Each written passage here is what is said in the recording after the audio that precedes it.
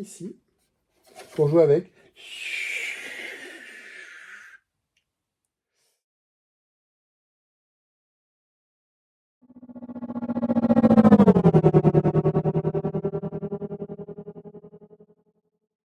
Star Warsien, bonjour, c'est Boba Fred. Star Warsien. Bon, merci d'être connecté à cette nouvelle vidéo. Tous les lundis à 19h, je vous fais une vidéo de partage d'objets de collection Star Wars. Très très souvent, c'est du Star Wars. Exceptionnellement, c'est pas du Star Wars. Mais aujourd'hui, c'est que du Star Wars. Aujourd'hui, on va faire du vintage. On va faire du vintage et on va parler dédicaces. Quand je dis vintage, c'est du vrai vintage. Et des trucs, il y en a un des deux, c'est rare. C'est tellement rare que c'est pas un vrai. Je sais attirer votre attention. J'espère que vous allez rester connectés. On va commencer par les dédicaces. On va faire un beau vintage. Classique, mais un beau vintage. Et puis après, on va parler d'un vintage un peu spécial.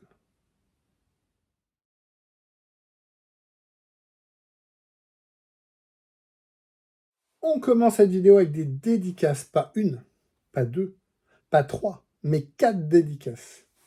J'avais un peu de retard. Je n'ai pas rencontré ces acteurs. Je me suis procuré par des amis des photos dédicacées. Enfin, les amis. On va en discuter. J'ai récupéré sur Bruxelles, je crois que c'est Marty Toys, qui est le spécialiste français de la dédicace, donc Autographe France sur Facebook, qui organise des sessions lorsqu'il y a des acteurs qui se déplacent, est-ce qu'il peut faire des dédicaces pour les autres? Voilà. Je crois que c'est par Marty, j'ai récupéré Elisabeth, Morgane Elisabeth, donc dans Ahsoka et dans Mandalorian. Voilà. C'est la dame ici, là, la sorcière un peu rouge, là. Alors, attendez, hop, voilà, ça va être mieux comme ça. Voilà. Donc une belle dédicace. Et cette dame-là, c'est son père était cofondateur du Kung Fu aux États-Unis. Je sais plus son nom. Je ne sais plus de son nom. Ah, petite pub pour Fab. Son père, c'est Dan Innocento et elle s'appelle Diana Lee Innocento. Donc, son père, c'était Innocento et Lee, c'est son parrain. Bruce Lee, c'est son parrain. Voilà. Donc, la dame ici, là, qui joue la Jedi. Voilà, petite dédicace récupérée sur Bruxelles. Également à Bruxelles, j'ai pu récupérer une photo du Mandalorian. Encore! J'ai tous les Mandaloriens. J'ai Pedro Pascal. Oui, monsieur là, j'ai une dédicace de Pedro Pascal. J'ai une dédicace de tous les cascadeurs et celui-là, c'est le petit-fils de John Wayne. Eh, du beau monde quand même, les gars, là. Petit-fils de John Wayne qui est cascadeur et qui joue dans The Mandalorian. Je crois que c'est lui qui porte le plus l'armure. Un des deux qui porte le plus l'armure. Pedro Pascal, il porte très peu l'armure. Donc, 2 dédicaces que j'ai pu récupérer.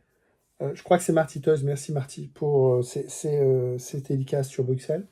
Et ensuite, j'ai récupéré 2 dédicaces par mail. Donc là, vous contactez la personne sur son site internet. Et là, j'ai payé la dédicace. Il me les a envoyées. Il est anglais. Il s'appelle Paul Warren. Paul Warren, c'est un personnage qui est grimé dans des costumes. Donc, il joue, je ne sais pas son nom, le loup. Ah bah si, il porte un nom. Varmic. Varmic, voilà. Donc là, l'épisode 8 ou 9. Et ça, c'est dans l'épisode 9, si je ne dis pas de bêtises. Il s'appelle Cat Paw. Cat Paw, donc là, ils sont plusieurs, hein, évidemment, il y a 4 bras. Donc voilà, il est animateur. Animateur, comment on peut dire poupetteur, donc... comment on appelle ça? Les poupettes, c'est... Putain, j'ai du mal. Je parle comme Jean-Claude Van Damme, j'ai du mal avec le français. Marionnettiste. Voilà, j'ai du mal. Marionnettiste, donc voilà. Donc il y a plusieurs personnes qui s'activent autour de ce personnage. Donc c'est un genre de médecin. J'ai un peu oublié. Le dernier, épisode 9. Je crois que c'est épisode 9. Ouais, je crois que c'est épisode 9. Donc voilà, 4 dédicaces. Je ne me suis pas foutu de vous. Vous avez dit dédicaces, je n'avais pas dit 4. Là, il y en a 4. est la nièce de Bruce Lee et le petit-fils de John Wayne. Eh, pas mal, pas mal, pas mal, pas mal, pas mal. On continue avec du vintage. Moi, je suis vintage. Et là, je vais vous montrer 2 vaisseaux. Pas un, mais 2 vaisseaux vintage.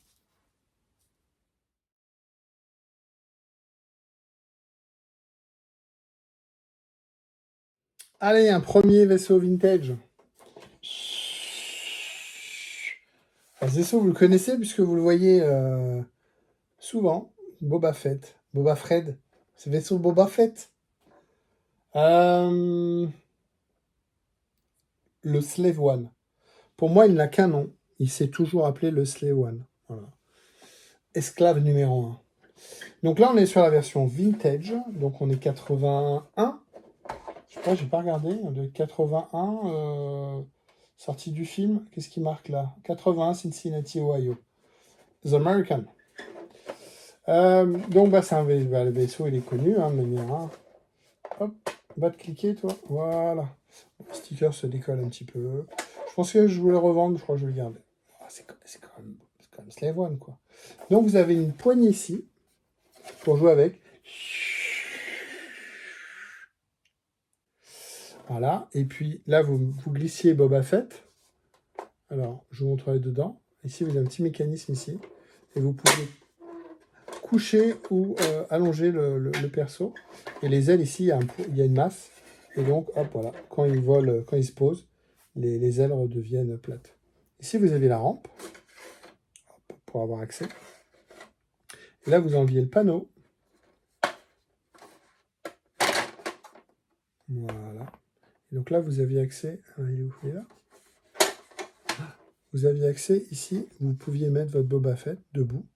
Pincer ici avec la petite pince. Et puis quand il se remettait vertical comme ça, hop, vous voyez la tête de Boba Fett ici. Voilà. C'est mon Slave One vintage. Et il y avait Han Solo Carbonite. J'ai jamais compris où il fallait le mettre. À part le balancer comme ça dans la soupe. Mais il n'a pas une place claire et nette. Il a toujours tendance à se balader. Vous voyez, il est là, mais il n'est pas droit, il n'est pas... Ouais, j'ai jamais trop compris comment il fallait le mettre. Vous voyez, il se balade. Je referme la rampe. Ça a bien vieilli les plastiques, hein. Ils ne cassent pas. J'ai toujours peur de casser quelque chose au bout d'un moment, de me dire que le plastique il va être cuit et il va casser. Non, c'est pas mal, hein, les Star Wars, ils avaient fait ça bien. Voilà. Puis là, vous avez des petits canons. Le moule, ils l'ont repris dans les années 90-2000, c'est le même. Après, ils ont refait le Vintage Collection, où là, il est plus gros, il est plus à l'échelle des figurines. Mais voilà, c'était mon Slave One Vintage. Un vaisseau emblématique. Ouais, je vais garder celui-là. Je vais le garder. Hop, et puis là. Encore? On va faire un vaisseau un peu spécial. On y va? Allez, on y va.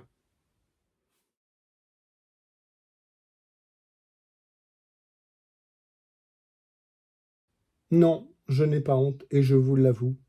Et je l'ai déjà dit dans d'autres vidéos. J'aime les Ewoks. Ouais. C'est mon côté enfance. J'aime les nounours. Et dans les Ewoks, il y a les petits vaisseaux, il y a les catapultes, il y a le deltaplane, il y a la chaise porteur pour mettre ses 3 PO. Et puis, il y a un vaisseau un peu particulier.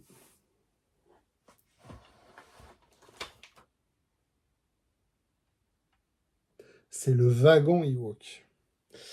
Alors, il a une petite particularité. Ce wagon Ewok n'est pas un wagon Ewok. Ah. Why because? C'est la version... Attention, magie. Oh. C'est la version Robin des Bois. Je la savais quand je l'ai acheté. Donc, c'est le moule du wagon Ewok. Sauf qu'il a été repris par Kenner pour le film ou dessin animé d'ailleurs, film, Robin des Bois, donc des années 90, pas celui avec Kevin Costner. 90, non, je dis n'importe quoi, 80, c'est vraiment les années 80. Retour de Jedi 83, donc c'est juste après, 85, 87, avant 90. Hein. Et donc, il y a un film Robin des Bois, ils ont fait des jouets. Et ils ont repris ce wagon-là dans la gamme de jouets Robin des Bois. La différence, elle est que, ici, vous voyez, alors on a quoi? Ça fait très Ewok. Hein. On a ici un truc comme en bois, on va dire, vous voyez, une forme en bois, genre de volant. On a ici un tam-tam. On a un escalier, vous voyez, ils sont gris. Normalement, ils devraient être marron comme ça, comme les troncs d'arbres. Le fait qu'ils soient gris, c'est la version Robin des Bois.